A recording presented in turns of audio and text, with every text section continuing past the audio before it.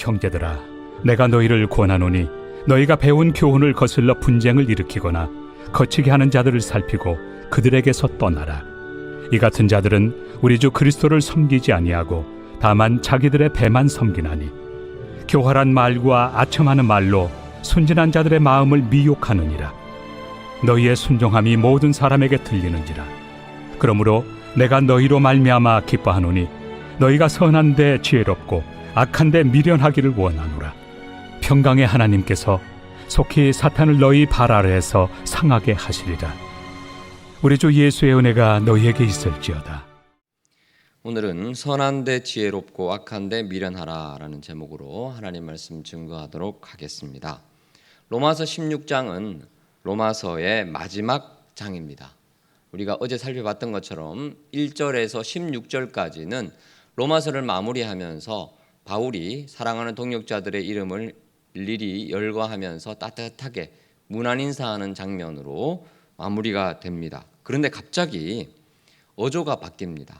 따뜻한 영적 아버지의 문안 인사를 하다가 단호하게, 엄격하게, 때로는 차갑게 느껴지는 어조로 오늘 본문이 시작이 됩니다. 경고하고 있습니다.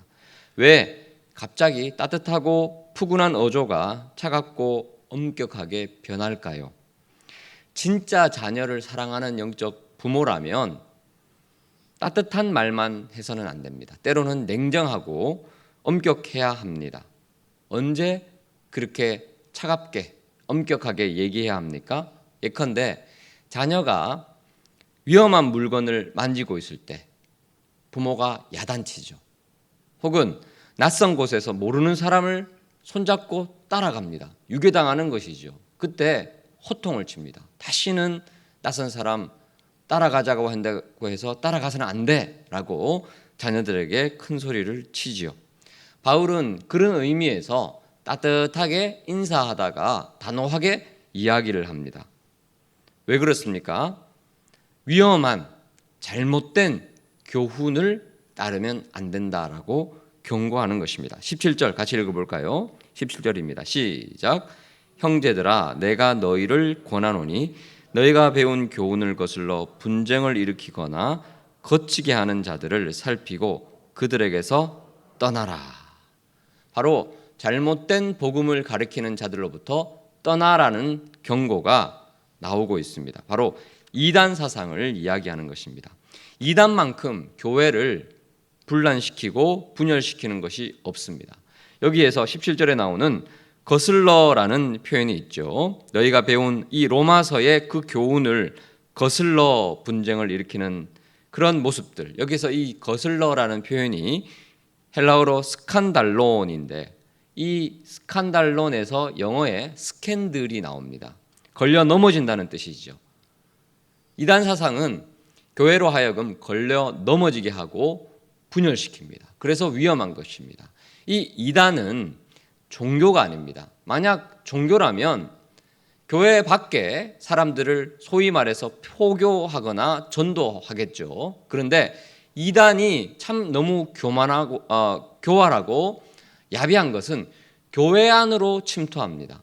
이미 신앙생활 하는 사람들을 분열시킵니다. 걸려 넘어지게 해서 교회를 산산조각내고 그 교회 안에서 사람들을 당겨서 끄집어내어서 자신들의 교훈을 따르게 하는 것이죠. 그래서 무서운 것입니다. 이단은 초대교회 때나 지금이나 예수 믿는 사람들을 유혹하고 있습니다. 그때도 위험했고 지금도 위험한 항상 이 기독교 역사 2000년 가운데서 이 이단 사상이 교회를 분열시키고 어렵게 만드는 것이죠. 이 이단의 특징이 무엇입니까? 18절부터 나옵니다. 이 같은 자들은 우리 주 그리스도를 섬기지 아니하고 다만 자기들의 배만 섬기나니 교활한 말과 아첨하는 말로 순진한 자들의 마음을 미혹하느니라. 결국 잘못된 교리로 무장한 이 이단의 특징은 무엇이냐? 자신들의 배를 불리게 하는, 자신들의 이익과 이득을 위해서 움직인다는 것입니다. 꼭대기를 보면 항상 이단 지도자들이 자신들의 이익을 위해서 모든 것이 운영되는 것을 볼 수 있습니다. 그래서 이단들의 그 핵심 그리고 지도자들을 제외하고 다른 사람들은 사실 이용당하는 것입니다. 그래서 이 교주들을 신격화하느냐, 또 그들이 어떻게 살아가느냐를 가만히 보면 이단의 특징을 금방 알 수 있습니다. 불행하게도 마음이 약하거나 순진한 자들이 이 이단 사상에 쉽게 빠진다라고 표현하고 있죠. 자, 그래서 18절 후반부를 보시면 교활한 말과 아첨하는 말로 순진한 자들의 마음을 미혹한다라고 표현하고 있습니다. 이단들의 가르침은 3단 논법입니다. 그래서 예컨대 이런 겁니다. 사람은 손과 발이 있다. 원숭이도 손과 발이 있다. 따라서 사람은 원숭이다. 이런 논리입니다. 사실 간단하게 상식적으로만 생각해도 말이 안 되는데 3단 논법으로 사람은 손과 발이 있고 원숭이도 손과 발이 있으니까 사람도 원숭이지 않느냐? 마음이 순진한 사람들, 어리숙한 사람들 혹은 상처나 아픔이 있는 사람들을 가려운 것을 긁어주면서 아첨하는 말로 교활한 말로 접근을 하면서 이렇게 3단 논법으로 접근을 하고 이단 사상에 빠지게 만든다는 것입니다. 제가 예전에 사역하던 교회에서 이단 대책위원회라는 것이 있었습니다. 실제로 그 이단의 리더격이 되는 사람들과 토론하고 또 신학적 논쟁이 붙은 적이 있었습니다. 성경 문맥을 조금만 살펴봐도 알 수 있는 것인데 이 이단의 리더급 되는 사람들조차도 성경을 사실은 잘 모릅니다. 성경 문맥을 살펴보는 것이 아니라 곳곳에 나오는 어떤 특정 구절만으로 똘똘 무장시켜서 세뇌화되는 것이죠. 그래서 이 부분은 자신 있게 얘기하는데 성경 전체를 전혀 모릅니다. 그리고 성경 구절도 문맥을 통해서 알지는 못하는 것입니다. 우리가 새벽을 통해서 또 금요 기도회를 통해서 주일 예배도 마찬가지죠. 계속해서 성경을 문맥으로 살펴보고 있습니다. 1장, 2장, 3장 계속해서 흐름을 통해서 본문을 살펴보고 있는데 이단은 절대 그러지 않습니다. 특정 본문만 턱 집어서 살펴보고 있습니다. 그래서 문맥도 모르고 특히 성경에 원래 쓰였던 언어, 히브리어, 헬라어 알 턱이 없습니다. 예를 들어서 여러분들이 잘 아는 그 특정 이단 같은 경우에 이 그룹 히브리어로 그룹은 케루빔에서 나오는 것이죠. 그래서 음역을 하다 보니까 옛날 성경에서 크룹인데 이 그룹을 뭐라고 말합니까? 1그룹, 2그룹, 3그룹 성경에서 그룹별로 나눠져 있지 않느냐라고 얘기하는데 이 그룹은 천사를 뜻하는 히브리어입니다. 그래서 언약궤 위를 덮고 있는 이 그룹 날개 아래 하나님이 임재하셨다. 그런 천사라는 히브리어인데 1그룹, 2그룹 이렇게 알고 있더라고요. 그리고 예를 들면 이단에 지금 본거지라고 말하는 과천에 청계산이 있죠. 청계산. 이 청계산이 어떤 그 신적인 의미가 있다라고 말해서 청계산의 계자가 시냇물 계자거든요. 한자어로. 그래서 봐라. 이 모세가 율법을 받았을 때가 신의 산이 아니냐라고 말하는데 신의 산에 시냇물이 흐르는 산이 아니냐라고 얘기하는데 전혀 그런 뜻이 아니죠. 이 신의 산은 시나이 반도에 있는 산이라는 의미입니다. 그래서 시나이를 음력해서 번역을 하다 보니까 신의 산인데 전혀 그런 뜻을 알지 못하는 상태에서 주입식 교육을 받다 보니까 이렇게 미혹된다는 것입니다. 조금만 성경을 연구하고 조금만 큐티를 열심히 하고 문맥을 살펴봐도 이단 사상에 빠지지 않을 수 있다는 것입니다. 그렇다면 어떻게 우리는 이단을 대처할 수 있을까요? 자, 17절을 보시면 사도 바울이 이 잘못된 교훈을 향해서 뭐라고 얘기하죠? 살피고 그들에게서 어떻게 해요? 떠나라라고 말합니다. 잘못된 교훈과 논쟁하고 설득하기보다 신학적 훈련을 받은 신학자나 목회자를 제외한 평신도들 같은 경우에는 어떻게 하라고요? 아예 그들에게서 떠나라라고 얘기를 하고 있습니다. 이미 그들은 잘못된 논리로 철저하게 무장된 상태이기 때문에 우선 피하는 것이 상책이라고 얘기합니다.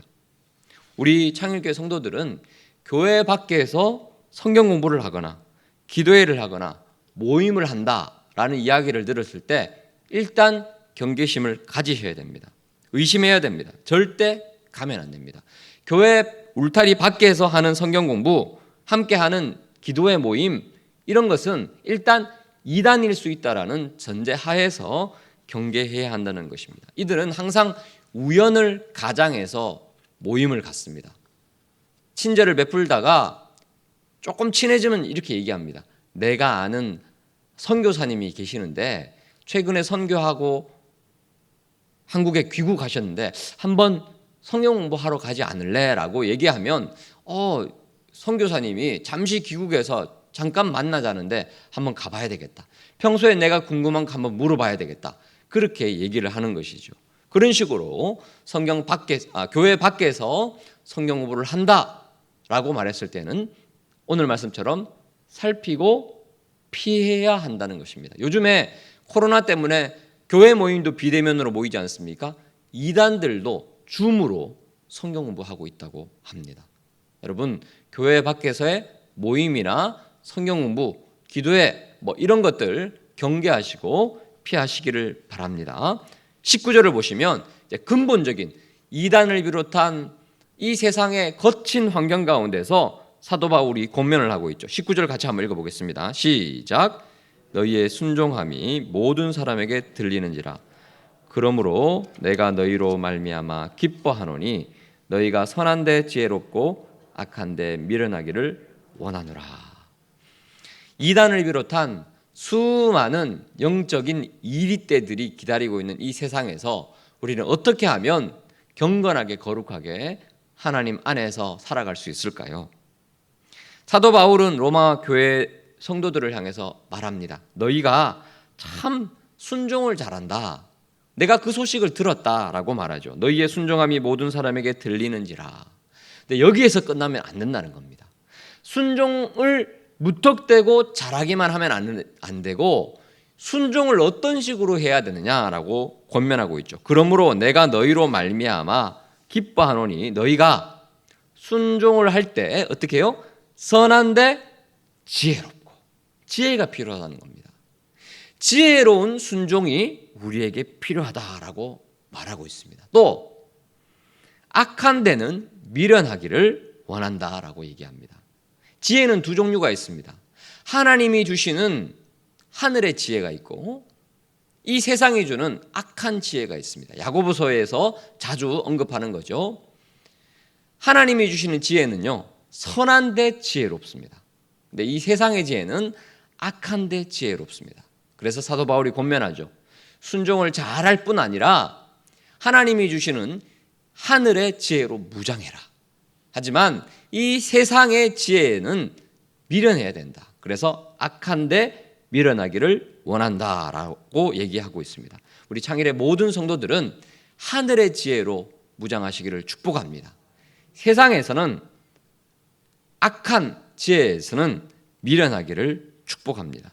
그래서 고린도전서 14장 20절에서 사도 바울이 한 번 더 얘기합니다. 형제들아, 지혜에는 아이가 되지 말고 악에는 어린아이가 되라. 지혜에는 장성한 사람이 되라. 라고 한 차례 더 권면한 적이 있습니다.